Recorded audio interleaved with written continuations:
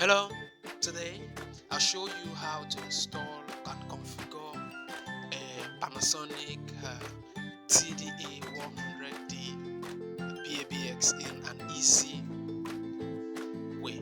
So I'm going to open it up so that you see what it looks like inside. It's basically easy if you follow my guide. It's easy for you to do it. You don't need to do any form of computer programming to be able to install it. If you follow my guide, this is an easy way to do it. So inside you see inside this one, because I've installed it already.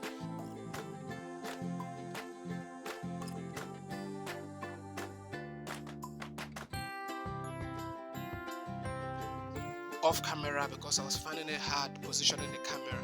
So inside you're going to see three cards on it already. Two of these cards, this one is the computer card. This has a plug that goes direct to your computer, and the plug that goes to your console at the reception. And these other three cards, two of them have Fano cable, and one of them is for your GSM line. So this is what the Fano cables look like. And then okay, I've put the color coding on the screen for you so that you see what it looks like. You can see it comes with different colors, and the different color has a number attached to them. That will help you with the number programming. Okay, just a minute. I want to position the camera so that you see where the other part of the photo cable goes into. It actually goes into a box that helps with the numbering, so that if there's any faults later in future, it is hard for you to detect it. So this, okay, just a minute. This is the box, what the box looks like, and this is the one that was used before. I'm going to install a new one, so I'm going to take out all, detach all the cables from this particular box so that I can fix it on a new one for you, so that you see how it is done. It's actually different numbers which has different color coding on it. I'll show you how to do that. It's very easy. You follow my guide. If you have not done already, like and subscribe to the channel. It helps us a lot. So after detaching the cable, I'm going to fix them again neatly. This box actually is numbered. There's different numbers on it, and that helps me to trace the extension if there's any fault later in future. So this is the box. This is I've detached the old box, and this is a new box right now that I'm going to be using. So you can see the Amphilo cable. This is what it looks like, and this is the other end that goes into your PABX. You have to be careful. Sometimes the slot on this particular port is just 16, and then the cables might be more than 16. So make sure the cables that is plugged in the port is the same one that will be plugged in at the other box. My hands is a bit dirty. It's because of the paintings on the wall. It's a new office. So that's just it. Basically, I am going to show you how to plug it in now. I'll bring the chart on the screen for you to see once again how how follow the color coding to be able to arrive at the extension numbers. And you will be needing a puncher. This is a puncher. There is another one, the smaller one that comes with your crimper.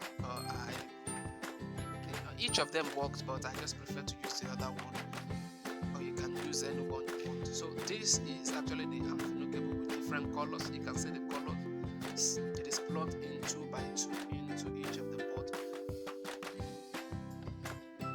So if you don't take note of this, you may actually mistake the ones that are disconnected and plug it, and you're wondering why the phone is not working. That is because you plugged in a disconnected cable.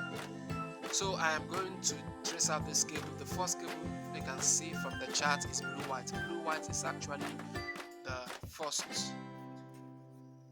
number on it. You can see blue white is actually the first number on it. There is two blue line here, as you can see from my hand. The other one is the one that is detached.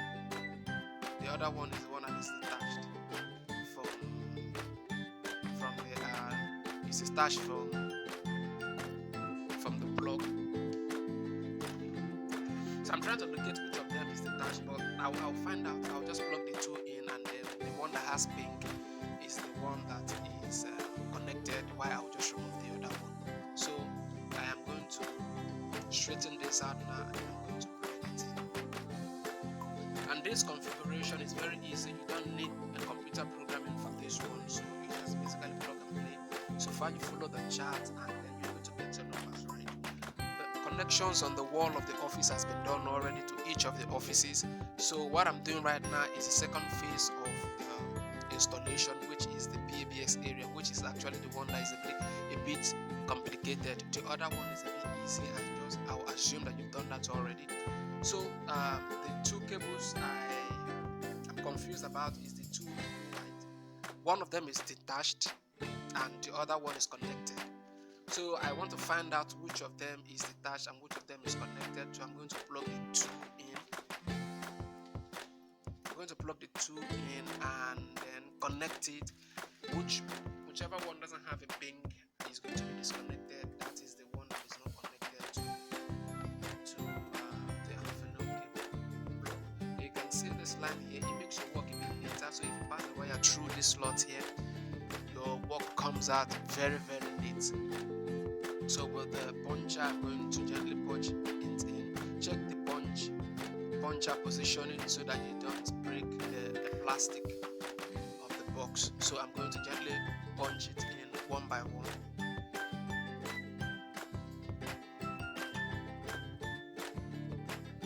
So this is the second one. I'll plug it, punch it into, since I don't know which of them is connected and which one is not.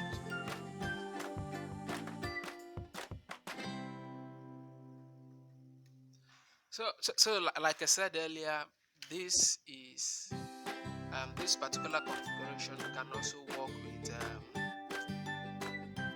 TD200D.